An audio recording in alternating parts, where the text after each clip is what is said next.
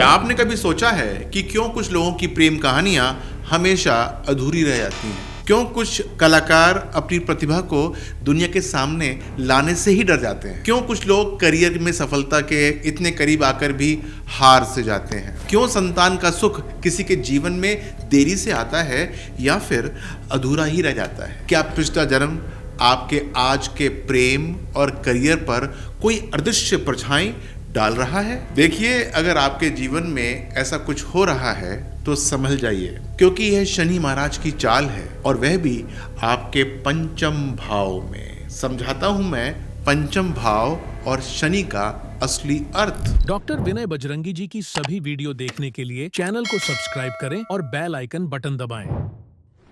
अब ज्योतिष में पंचम भाव यानी कि 5th हाउस को प्रेम, संतान, रचनात्मकता और आपके भाग्य का घर कहा जाता है।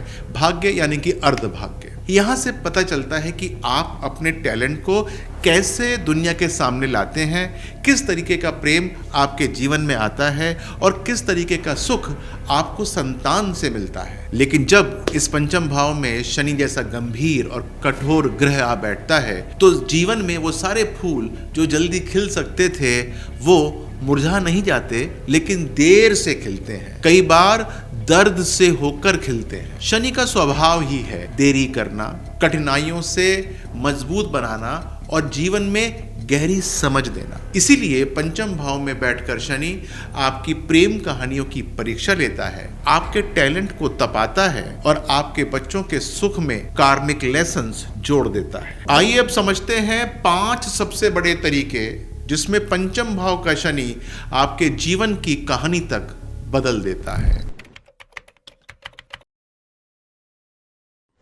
पहली, अधूरी प्रेम कहानियां और टूटा हुआ विश्वास। जब पंचम भाव में शनि आता है तो प्रेम में जल्दी सफलता नहीं देता। प्रेम जीवन में देरी से आता है या फिर धोखे मिल जाते हैं। रिश्ता चाहे जितना भी गहरा हो, अचानक दूरियां बढ़ जाती हैं, मानो कोई अदृश्य दीवार सामने आकर खड़ी हो गई हो। एक फिल्म कलाकार थे उदय चोपड़ा।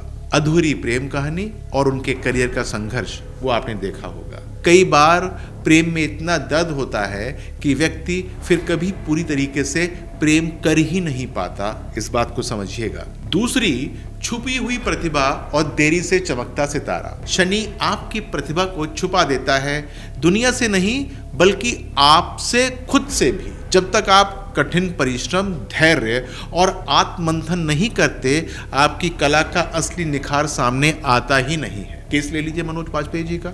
वर्षों तक संघर्ष किया, तब जाकर कहीं पहचान उनको मिली। ये प्लेसमेंट उन कलाकारों की कुंडली में दिखता है जो उम्र के एक पड़ाव पर जाकर चमके, लेकिन जब चमकते हैं तो फिर अमिट छाप छोड़ देते हैं। करियर में संघर्ष और देर से सफलता। पंचम भाव के शनि यह भी दिखाता है कि करियर का रास्ता सीधा नहीं होता है।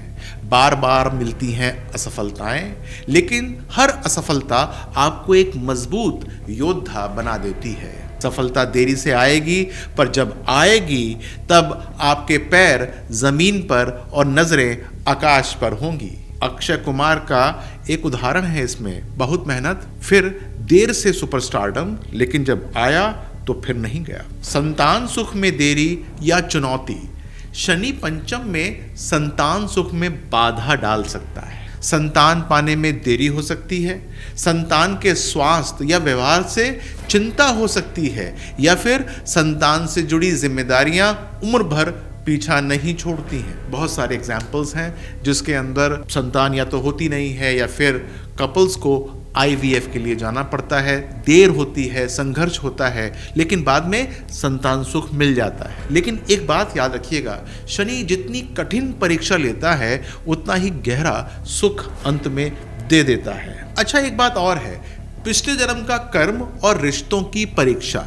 कई बार पंचम भाव का शनि साफ इशारा करता है कि यह जीवन आपके पिछले जन्म के अधूरे कर्मास को पूरे करने के लिए आया है। प्रेम में, बच्चों में, करियर में आपके रिश्ते कार्मिक ही तो होते हैं। यह रिश्ते आपको दर्द भी देंगे, लेकिन आत्मा का विकास भी करा देंगे। शनि की कठोरता को अक्सर लोग उसके स्वभाव से जोड़ते हैं, लेकिन बहुत कम लोग जानते हैं कि खुद शनि देव का बचपन भी प्रेम से वंचित ही तो रहा था। उनकी माँ छाया माता थी, संज्ञा देवी की छाया, जिन्होंने कर्तव्य के तहत शनि की परवरिश की। लेकिन आपको पता होगा, छाया माता का सारा ध्यान अपने तप और धर्म पालन में लगा रहा और बालक शनि को वह ममता, वह स्नेह, वह माँ का नर्म आंचल कभी पूरी तरीके से नहीं मिला था। बचपन में मातृत्व प्रेम से वंचित रहने वाले शनि का हृदय कठोर बन गया, लेकिन भीतर ही भीतर एक गहरा दर्द भी बस गया था। यही दर्द, यही दूरी पंचम भाव में स्थित शनि के माध्यम से हमारे जीवन में प्रेम और संतान के सुख में देरी या कठिनाइयों के रूप में प्रकट हो जाती है। शनि सिखाते क्या हैं कि प्रेम, संतान, रचनात्मकता सब कुछ तभी मिलता है जब हम उसे तपस्या और धैर्य के साथ अर्जित करते हैं, बिना किसी अपेक्षा के, बिना किसी शॉर्टकट के। ध्यान रखिएगा इस बात का। तो क्या इस दर्द से उबरने का कोई उपाय है? क्या शनि इस कठिन परीक्षा को हम प्रेम और सफलता में बदल सकते हैं? मैं आपको सब बताऊंगा। शनि महाराज को पसंद करने वाले सरल लेकिन शक्तिशाली उपाय, लेकिन कुछ बात और भी आपको बतानी है। यह प्लेसमेंट आपको सिखाती है कि जीवन में सच्ची सफलता पाने के लिए सब्र, परिश्रम और तपस्या की सबसे कठिन राह पर आपको चलना पड़ता है, वही राह आपको पकड़नी होती है। एक छोटी सी कल्पना कराता हूँ, संसार की सबसे पवित्र प्रेम कहानी की, श्री राम और माता सीता की। लेकिन क्या आपने कभी सोचा है कि इतनी दिव्य प्रेम गाथा के पीछे छुपा था एक अदृश्य दुख? माता सीता, जिनकी कुंडली में मानो शनि पंचम भाव में विराजमान थे, प्रेम मिला लेकिन संघर्ष के साथ, विवाह हुआ लेकिन अग्नि परीक्षा का दंश भी सहना पड़ा, संतान हुई लेकिन जीवन भर उससे दूर रहना पड़ गया। फिर बताता हूँ, पंचम भाव का शनि यही सिखाता है, प्रेम, संतान और रचनात्मकता का सुख बिना तपस्या, बिना धैर्य और बिना आत्मबल के मिल ही नहीं सकता। माता सीता ने अपने जीवन से ये सिखाया कि सच्चे प्रेम और मातृत्व की परीक्षा केवल बाहरी कठिनाइयों से नहीं, बल्कि अपने भीतर के आकाश जितने धैर्य से जीती जाती है। और यही है पंचम भाव में शनि का सबसे गहरा संदेश। प्रेम में भी तपस्या, सफलता में भी धैर्य और रिश्तों में भी कर्म का सम्मान। आपको पता है कि शनि जब पंचम भाव में बैठते हैं तो वो कहाँ कहाँ अपनी दृष्टियां देते हैं? शनि की थर्ड दृष्टि यानी कि तीसरी दृष्टि सप्तम भाव पर पड़ती है। वहां पर वो विवाह, साझेदारी और सार्वजनिक जीवन पर परेशानी उत्पन्न कर सकते हैं। परिणाम क्या होता है? विवाह में देरी हो सकती है, दाम्पत्य जीवन में ठंडापन या रिश्तों में अत्यधिक जिम्मेदारियां अनुभव हो सकती हैं। पंचम भाव में शनि जब बैठते हैं तो उनकी सातवीं दृष्टि 11वें भाव यानी कि 11th हाउस पे पड़ती है। अपनी सातवीं दृष्टि से शनि एकादश भाव को तो देख ही रहे होते हैं, यानी कि इच्छा, लाभ और मित्र मंडलियों पर परेशानी क्रिएट कर सकते हैं। इच्छाएं पूरी तो हो जाती हैं, लेकिन जीवन संघर्षों और धैर्यों की अग्नि परीक्षा से गुजरते हुए होता है। अच्छा, मित्रता भी अक्सर कर्मों की परीक्षा बन ही जाती है। मित्र जो हैं, ऐसा प्रतीत होता है कि दगा कर रहे हैं। शनि की पंचम भाव से 10वीं दृष्टि द्वितीय भाव पर पड़ती है। शनि की 10वीं दृष्टि से द्वितीय भाव बहुत भयंकर रूप से प्रभावित हो सकता है। ये भाव वाणी का होता है, परिवार का होता है और धन का होता है। वाणी गंभीर हो जाती है, कभी कभी विरक्ति की बात करने लगती है।